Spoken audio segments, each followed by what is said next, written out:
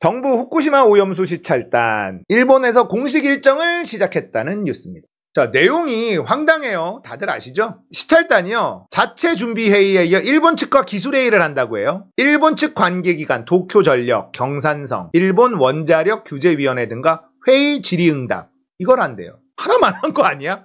일본 애들 얘기만 들어준다는 거예요. 거기다가 시찰단 누구누구 들어갔는지 밝히질 않고 있습니다. 그냥 한국원자력안전기술원, 원전방사선 전문가 19명 이렇게 퉁쳐버려요. 자, 자기네 말 잘 듣는 인간들만 쭈루룩 모아놓고 데리고 가는 게 시찰단입니다. 명단을 밝히질 않아요. 이게 뭡니까? 자, 시찰단장이 공항에서 출국하기 전에 이야기를 하는데 이게 기가 막혀. 이게 말이야 뭐야 이씨. 과학적 접근을 통해 우리가 본 것이 뭔지, 추가 확인할 게 뭔지 충분히 설명하면 국민도 많이 신뢰하지 않을까 한다. 국민을 안심시키는 것도 우리의 역할. 이 얘기를 하고 나갔어요.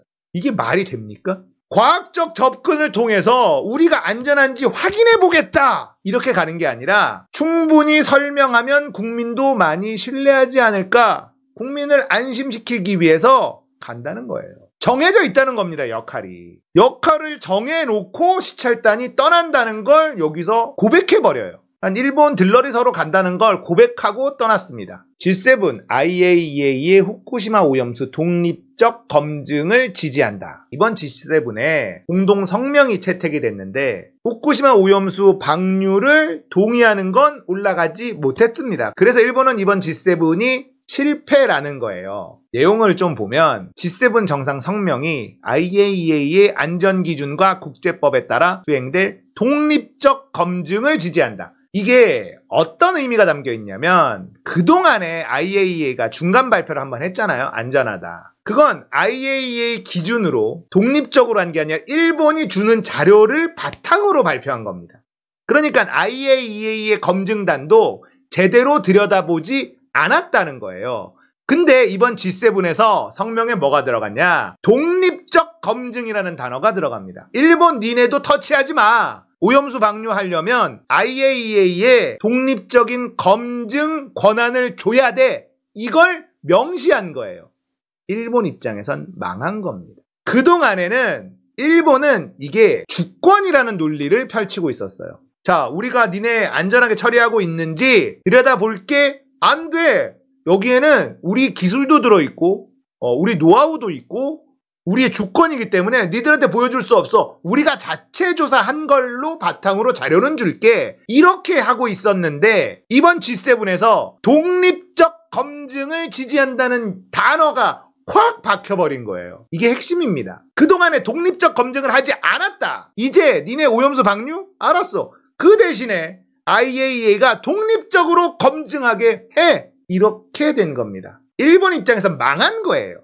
그러면 6월에 오염수 방류 못한다. 일단 실패해요. 시찰단이 가거나 말거나 우리 시찰단이 안전한다 해줘도 6월의 방류 계획은 취소될 거다. 저는 그렇게 분석합니다. 이게 핵심이거든요. 독립적 검증. 망했죠, 일본은. 언론들이 참 쓰레기 같은데 그나마 좋은 기사가 하나 나왔어요. 아시아경제 이현우 전 진영 기자. 이런 기자들이 좀 있어야 된다. 좋은 기사라서 갖고 와봤는데 G7 IAEA 검증 지지 성명에 복잡해진 외교적 셈법. 제가 얘기한 거랑 비슷한 논조예요. G7 정상 공동 성명. 이게 중요하잖아요. 이 오염수 방류 관련해서 인간과 환경에 해를 끼치지 않도록 하기 위해 국제원자력기구 안전기준과 국제법에 따라 수행될 IAEA의 독립적인 검증을 지지한다.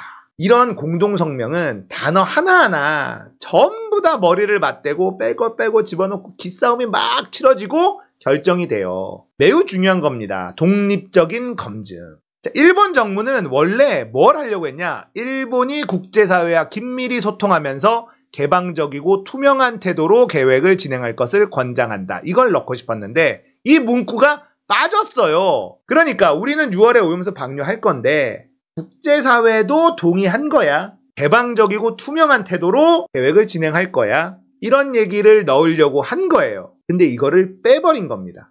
G7에서. 꺼져. 이렇게 된 거예요. 국제사회로부터 오염수 방류를 완전히 승인받으려던 기존 계획에서 후퇴한 거다. G7 환경장관회의 때 요거 하려고 그랬잖아요. 후쿠시마 오염수 방류를 환영한다는 내용을 공동성명으로 넣으려다가 독일 환경부 장관이 뭔 소리야, 바로 옆자리에서 우리는 그런 적 없다, 망신당한 적이 있습니다. 오염수 방출을 포함한 페루의 진전, 일본의 노력을 환영한다고 말했으나 일본이 말했는데 바로 회의에 참석했던 독일 환경장관이 오염수 방출은 환영할 수 없다, 그 자리에서 말해버렸습니다. 니시무라 경제산업상이 말실수였다 이렇게 해명했어요. 결국 뭐라고 나왔냐, 인체와 환경에 해를 끼치지 않도록 하기 위한 IAEA의 평가를 지지한다, 요렇게만 딱 넣고 방출 환영 이런 건 빠진 겁니다. 일본은 이렇게 이 후쿠시마 오염수 방류에 목을 매는 이유가 도대체 뭘까? 일본 도쿄에서도 오염수 방류 반대 시위가 일어납니다. 일본만의 문제가 아니다. 일본 국민들도 과반 이상 오염수 방류를 반대하고 있어요. 자국도 설득을 못한 상태에서 외국을 어떻게 설득을 합니까? 이런 상황인데 자국 설득하는데 에너지를 쓰지 않고 그냥 방류 계획을 밀어붙이고 있단 말이죠. 왜 그럴까? 이거를 우리가 이해할 필요가 있습니다. 일본을 이해해야 얘네들의 앞으로의 행동 패턴을 예측할 수가 있어요. 2020년도 기사인데요. 나였어도 일본산 안 먹어, 후쿠시마 오염수 방출에 뿔난 일본 어민, 이런 기사가 있습니다. 여기를 보면 힌트가 나옵니다. 멍게 양식업자와 인터뷰를 했어요. 멍게를 100% 한국으로 수출했었는데 현재는 도쿄전력과 일본 정부에서 주는 피해 보상금 등으로 근근히 생계를 유지하고 있다. 도쿄전력, 일본 정부 피해 보상금. 이게 힌트입니다. 동일본 대지진으로 후쿠시마 원자로가 폭발해버렸죠. 그리고 후쿠시마 등 8개연 수산물 수입 금지. 우리나라가 수입 금지를 했습니다. 일본이 WTO에 제소를 했습니다. 그런데 첫 번째 졌다가 두 번째 이겼어요. 이길 수 있었던 근거가 뭐냐면 이 오염수가 방류된 적이 있거든요. 흘러나간 적이 있어요. 그걸 문제 삼은 거예요. 후쿠시마에서 보관하고 있는 저 오염수가 안전하지 않다. 그렇기 때문에 후쿠시마 등 8개연 수산물 수입 금지는 타당하다. 이런 논리를 우리 정부는 폈고 WTO는 맞아, 후쿠시마 오염수 저거 위험하지, 그러니까 한국의 결정은 타당해, 이런 결론을 내린 겁니다. 자, 그렇다는 말은 뭐가 되냐면 후쿠시마 오염수가 안전하면 이 수산물 수입 금지 조치는 말이 안 된다. 수입 금지를 해제해야 되는 상황이 오는 거예요. 결국은 후쿠시마 오염수 방류는요, 우리나라가 내린 이 수산물 수입 금지 때문에 무리하게 진행하고 있는 거다라는 결론에 도달하는 겁니다. 왜냐? 2023년도까지 이 8개 현에 도쿄전력이 보상을 해주고 있어요. 그게 2023년까지입니다. 올해까지예요. 멍게를 잡아요. 그러면 도쿄전력이 시세만큼 사서 폐기합니다. 그렇게 일본의 후쿠시마 관련 이 8개연 어민들이 살아가고 있어요. 무슨 말인지 이해되세요? 그런데 2023년까지예요. 멍게뿐 아닙니다. 나머지 수산물, 한국에다 수출을 많이 하던, 다른 나라에 수출을 하던 이게 막혀버렸잖아요. 도쿄전력이 2023년까지 배상하기로 돼 있습니다. 이제 2023년이 끝나면 일본 정부가 전부 다 그거를 맡아서 배상을 해줘야 돼요. 돈이 없습니다. 후쿠시마 오염수가 방류가 되는 순간 후쿠시마 오염수는 위험하지 않다라는 결론에 도달하게 되고, 그러면 여기에 있는 어민들이 수출을 할 수 있게 되는 거예요. 일본 국민들도 오염수 방류하지 마라 하는데 어떻게든 올해 안에 오염수 방류하려고 밀어붙이는 이유가 바로 이 돈 때문입니다.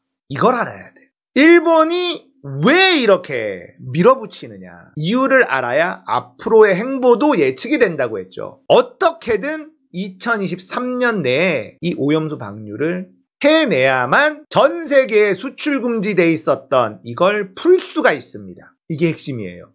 이 돈이 천문학적이에요. 결국 후쿠시마 오염수를 방류하는 순간 어민들은 끝나는 거예요. 누가 수산물을 먹습니까? 검은 반도체 망하는 겁니다. 일본이 무리하게 후쿠시마 오염수 방류를 밀어붙이는 이유에 대해서 제가 나름대로 분석해드렸는데, 결국은 천문학적인 돈이 도쿄전력이 아닌 이제 일본 정부가 그거를 떠안아야 되고, 그럴 돈이 없는 일본 정부는 이걸 어떻게든 방류해서 수입 금지를 해제시키겠다. 한국뿐 아니라 전 세계에 후쿠시마에 있는 수입 금지한 나라들 전부 다 해제시킨다는 목표인 거예요.